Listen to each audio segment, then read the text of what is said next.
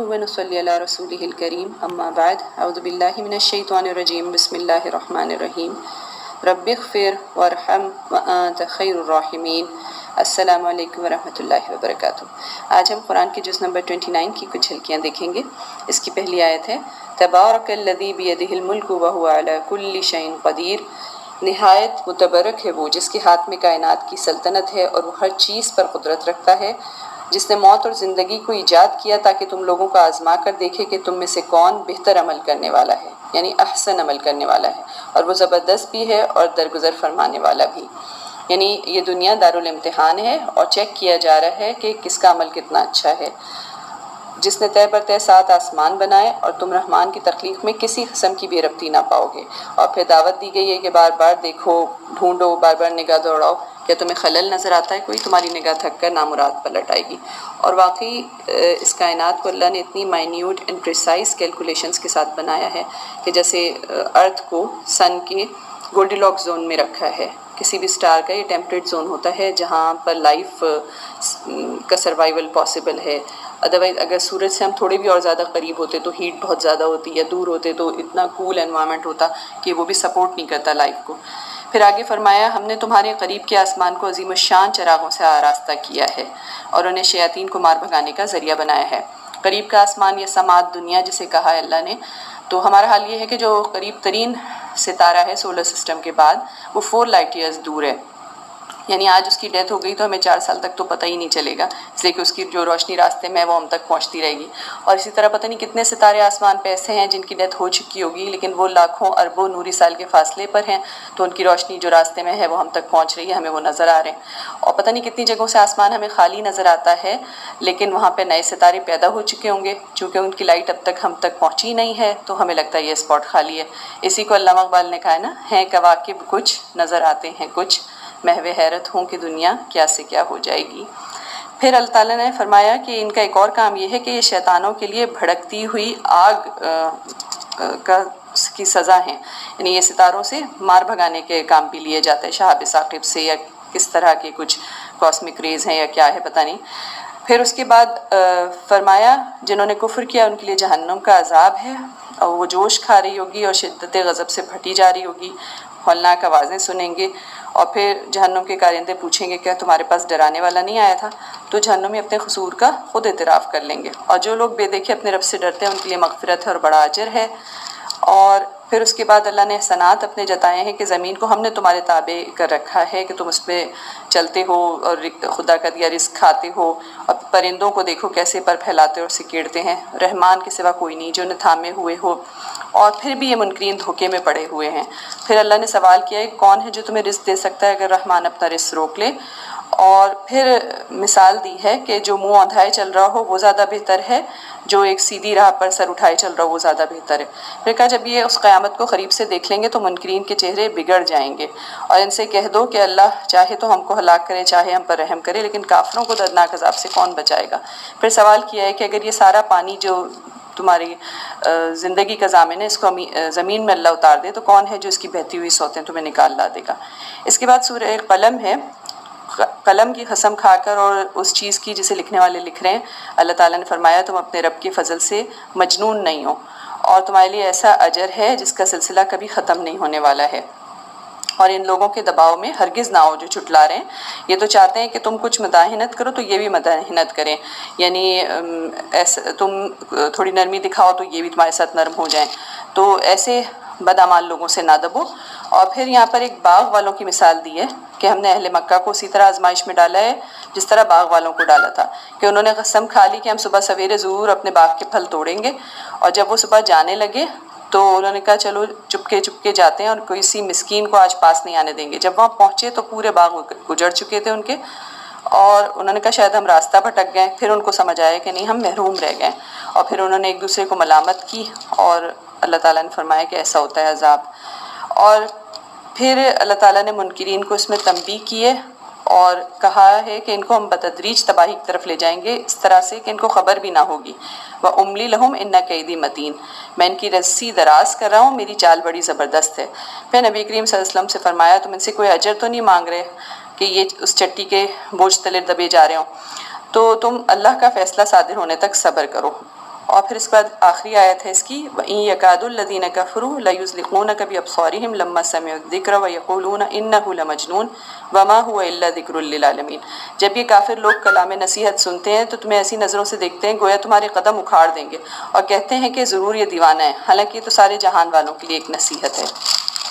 اس کے بعد سورہ حاقہ ہے جس میں قیامت کی بارے میں بتایا گیا، ہونی شدنی اور کیا ہے وہ ہونی شدنی اور تم کیا جانو کہ کیا ہے۔ تو سمود اور عاد نے بھی اس کو جھٹلایا تھا قیامت کی گھڑی کو، تو ان کو اللہ نے ہلاک کر دیا، اور پھر اس کے بعد اسی خطائے عظیم کا ارتکاب فرعون نے کیا تھا، اور تلپٹ ہو جانے والی بستیوں حضرت لوط کی قوم نے کیا تھا تو ان کو بھی اللہ نے ہلاک کر دیا۔ پھر حضرت نوح کا بتایا کہ جب پانی کا طوفان حد سے گزر گیا تو ہم نے تم کو کشتی میں سوار کر دیا اور پھر اس واقعے کو یادگار بنا دیا۔ پھر جب سور میں پھونک مار دی جائے گی تو ہم زمین اور پہاڑوں کو ایک ہی چوٹ میں ریزہ ریزہ کر دیں گے، اور اس وقت یہ واقعہ پیش ہو جائے گا، آسمان پھٹے گا اور تیرے رب کا عرش سر پر اٹھائے 8 فرشتے حاضر ہوں گے۔ یعنی اور پھر اس کے بعد کہا کہ جس کا نامہ اعمال سیدھے ہاتھ میں دیا جائے گا وہ تو بڑا خوش ہوگا، کامیاب ہوگا، اور جس کا بائیں ہاتھ میں دیا جائے گا وہ کہے گا کہ کاش مجھے یہ نہ ملا ہوتا اور میں نہ جانتا میرا حساب کیا ہے، اور ختم ہو جاتا دنیا میں۔ اور پھر بہت اس کو سخت سزا دی جائے گی کہ 70 ہاتھ لمبی زنجیر میں اس کو جگڑ دو۔ پھر کہا کہ پس نہیں میں قسم کھاتا ہوں ان چیزوں کی جو تم دیکھتے ہو اور ان کی بھی جنہیں تم نہیں دیکھتے، یہ ایک رسول کریم کا قول ہے، یعنی کسی شاعر کا قول نہیں ہے، نہ کسی کاہن کا ہے، یہ رب العالمین کی طرف سے نازل ہوا ہے، اور رسول نے اس میں اپنی طرف سے کوئی چیز نہیں ملائی ہے، اور کافروں کے لیے یہ موجب حسرت ہے اور بالکل یقینی حق ہے۔ فسبح بسم ربک العظیم۔ پھر اس کے بعد یہاں سورہ معارج ہے، اس میں کہا مانگنے والے نے عذاب مانگا ہے جو ضرور آنے والا ہے، کافروں کے لیے ہے اور کوئی اسے دفع کرنے والا نہیں ہے، اور اس خدا کی طرف سے جو عروج کے زینوں کا مالک ہے، ملائکہ روح اس کے حضور چڑھ کر جاتے ہیں ایک ایسے دن میں جس کی مقدار 50,000 سال ہے۔ یعنی کہ یہ بھی ایک استعارہ ہے، یا کہنا چاہیے ان متشابہات میں سے ہے جس کو ہم سمجھ نہیں سکتے ہیں۔ پھر فرمایا پس اے نبی صبر کرو شائستہ صبر، یہ لوگ اسے دور سمجھتے ہیں ہم اسے قریب دیکھ رہے ہیں۔ پھر قیامت کا منظر بیان کیا ہے کہ کیسے پہاڑ اڑیں گے اور کوئی دوست اپنے جگری دوست کو نہ پوچھے گا۔ پھر فرمایا ان الانسان خلق ہلوعا،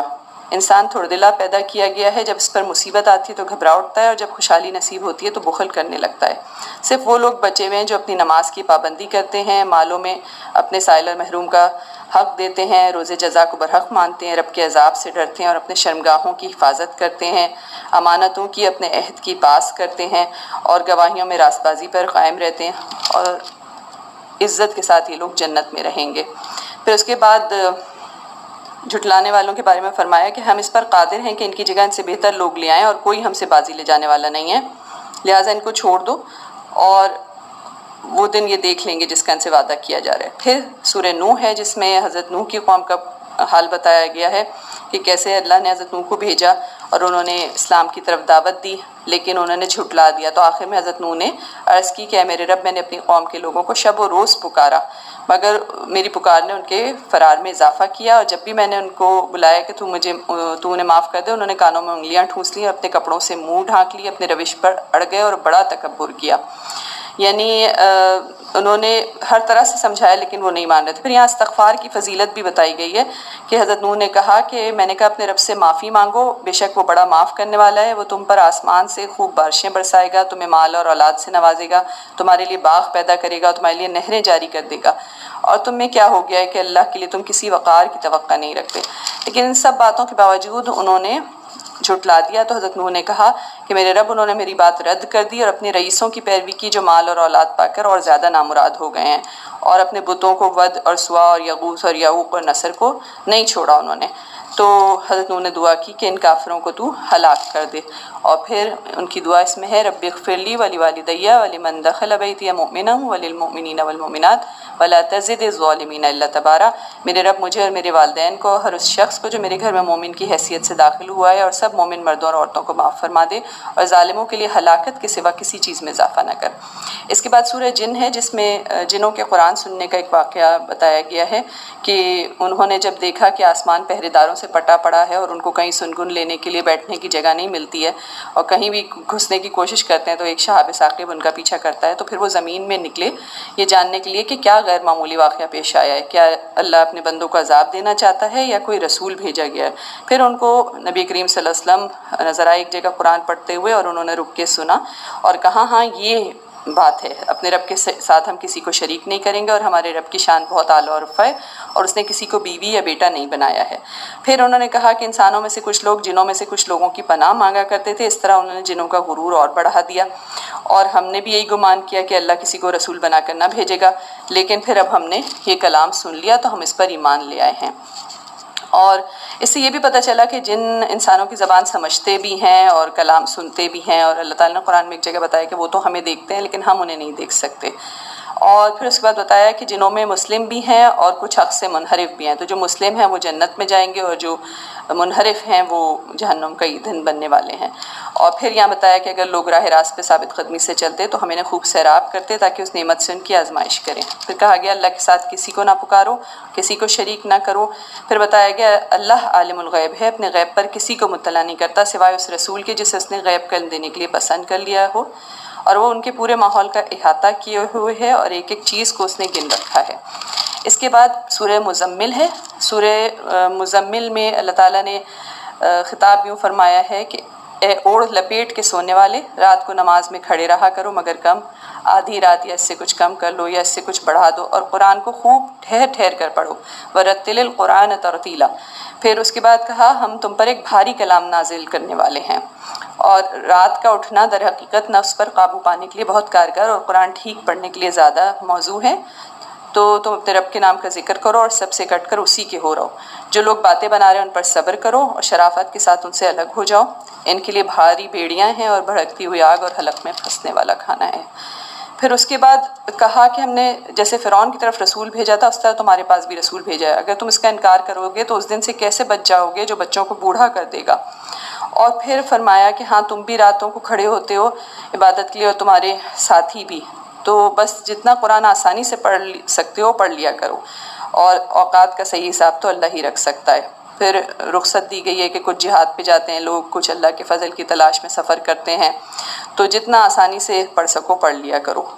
لیکن نماز قائم کرو، زکوٰۃ دو اور اللہ کو اچھا خرچ دیتے رہو، جو کچھ بھلائی تم اپنے لیے آگے بھیجو گے اسے اللہ کے ہاں موجود پاؤ گے، وہ زیادہ بہتر ہے، اس کا اجر بہت بڑا ہے۔ اللہ سے مغفرت مانگتے رہو، بے شک اللہ غفور الرحیم ہے۔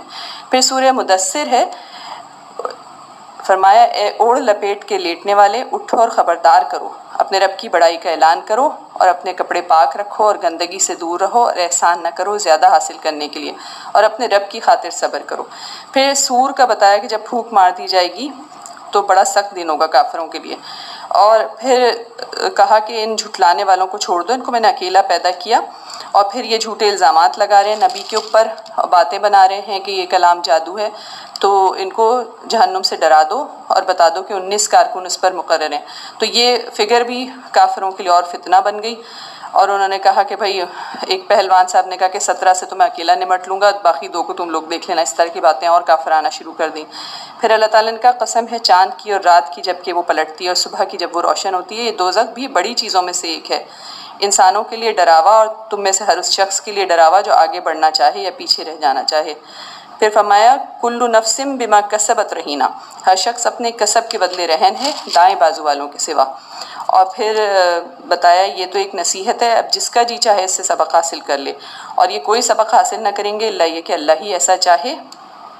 وہ اس کا حقدار ہے کہ اس سے تقویٰ کیا جائے اور اس کا اہل ہے کہ تقویٰ کرنے والوں کو بخش دے۔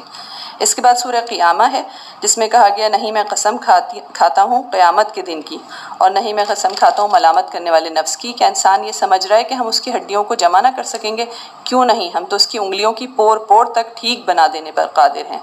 پھر قیامت کا نقشہ کھینچا کہ دیدے پتھر آ جائیں گے، چاند بے نور ہو جائے گا اور چاند سورج ملا کر ایک کر دیے جائیں گے۔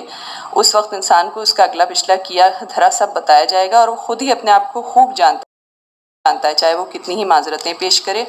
اصل بات یہ کہ تم لوگ جلدی حاصل ہونے والی چیز یعنی دنیا سے محبت رکھتے ہو اور آخرت کو چھوڑ دیتے ہو، کلا بل تحبون العاجلہ وتذرون الآخرہ۔ اور پھر بتایا اس دن کچھ چہرے تر و تازہ ہوں گے اور کچھ اداس ہوں گے، اور سمجھ جائیں گے کہ ان کے ساتھ کمر توڑ برتاؤ ہونے والا ہے۔ اور پھر کہا کیا انسان نے یہ سمجھ رکھا ہے کہ وہ یوں ہی محمل چھوڑ دیا جائے گا اور اللہ کیا اس بات پر قادر نہیں ہے کہ مرنے والوں کو پھر سے زندہ کرے؟ اس کے بعد سورہ دہر ہے جس میں پہلی بات پوچھی گئی ہے کہ هل اتى على الانسان حين من الدهر لم يكن شيئا مذكورا، کیا انسان پر لامتناہی زمانے کا، یعنی دہر کہتے ہیں انفینٹ پیریڈ آف ٹائم، ایسا وقت نہیں گزرا کہ جب وہ کوئی قابل ذکر چیز ہی نہیں تھا، اور ہم نے انسان کو ایک مخلوط نطفے سے پیدا کیا تاکہ اس کا امتحان لیں، اور اس غرض کے لیے ہم نے اسے سننے اور دیکھنے والا بنایا، ہم نے اسے راستہ دکھا دیا، خواہ شکر کرنے والا بنے یا کفر کرنے والا، یہ چوائس اس کو دے دی۔ اس کے بعد جنتیوں کا پورا بتایا کہ کیسے وہ شراب کے چشمے بہہ رہے ہوں گے، اور یہ وہ لوگ ہوں گے جو نظر پوری کرتے تھے دنیا میں، اس دن سے ڈرتے تھے جس کی آفت ہر طرف پھیلی ہوگی، اور اللہ کی محبت میں مسکین اور یتیم اور قیدی کو کھانا کھلاتے تھے اور کہہ دیتے تھے ہم تمہیں صرف اللہ کی خاطر کھلا رہے ہیں، ہمیں نہ شکریہ چاہیے نہ کوئی بدلہ چاہیے، ہم اس دن سے بچنا چاہتے ہیں جو سخت مصیبت کا انتہائی طویل دن ہوگا، تو اللہ انہیں بچا لے گا اور تازگی اور سرور بخشے گا اس صبر کے بدلے میں، اور جنت اور ریشمی لباس عطا کرے گا۔ پھر اس کے بعد بتایا کہ وَإِذَا رَأَيْتَ ثَمَّ رَأَيْتَ نَعِيمًا وَمُلْكًا كَبِيرًا، وہاں جدھر بھی تم نگاہ ڈالو گے نعمتیں ہی نعمتیں اور ایک بڑی سلطنت کا سر و سامان تمہیں نظر آئے گا۔ تو اے نبی تم اپنے رب کے حکم پر صبر کرو اور رات کے طویل اوقات میں اس کی تسبیح کرو، یہ لوگ تو جلدی حاصل ہونے والی چیز سے محبت رکھتے ہیں اور آگے جو بھاری دن آنے والا ہے اس کو چھوڑ دیتے ہیں، تو اللہ نے ان کے لیے دردناک عذاب تیار رکھا ہے۔ پھر اس کے بعد سورہ مرسلات ہے جس میں ہواؤں کی قسم کھائی اللہ نے کہ پے در پہ آتی ہیں، طوفانی رفتار سے چلتی ہیں، بادلوں کو پھیلاتی ہیں، پھر پھاڑ کر جدا کرتی ہیں، پھر دلوں میں خدا کی یاد ڈالتی ہیں عذر کے طور پر یا ڈراوے کے طور پر، اور جس چیز کا تم سے وعدہ کیا جا رہا ہے وہ ضرور واقع ہونے والی ہے۔ ستارے جب مان پڑ جائیں گے اور آسمان پھاڑ دیا جائے گا اور پہاڑ دھنک جائیں گے، اس وقت ہوگا کہ رسولوں کی حاضری کا وقت آ پہنچے گا، اور اس روز ہی کے لیے یہ کام اٹھا کے رکھا گیا ہے، فیصلے کے روز کے لیے۔ پھر ہم نے زمین کو سمیٹ کے رکھنے والی نہیں بنایا کیا، زندوں کے لیے بھی اور مردوں کے لیے بھی، اس میں بلند و بالا پہاڑ جمائے، میٹھا پانی تمہیں پلایا، تو تباہی ہے اس روز جھٹلانے والوں کے لیے، ان سے کہا جائے گا کہ چلو سخت عذاب کی طرف۔ اس کے بعد بتایا متقی لوگ سایوں میں ہوں گے، چشموں میں جو پھل چاہیں ان کے لیے حاضر ہوگا، اور ان کا اعمال کا صلہ انہیں بہت بہترین صورت میں ملے گا۔ جھٹلانے والوں کے لیے اس روز تباہی ہوگی، اور اس قرآن کے بعد اور کون سا کلام ایسا ہو سکتا ہے جس پر یہ ایمان لائیں۔ یہاں پر ہمارا 29واں پارہ ختم ہوا ہے۔ صدق اللہ العظیم۔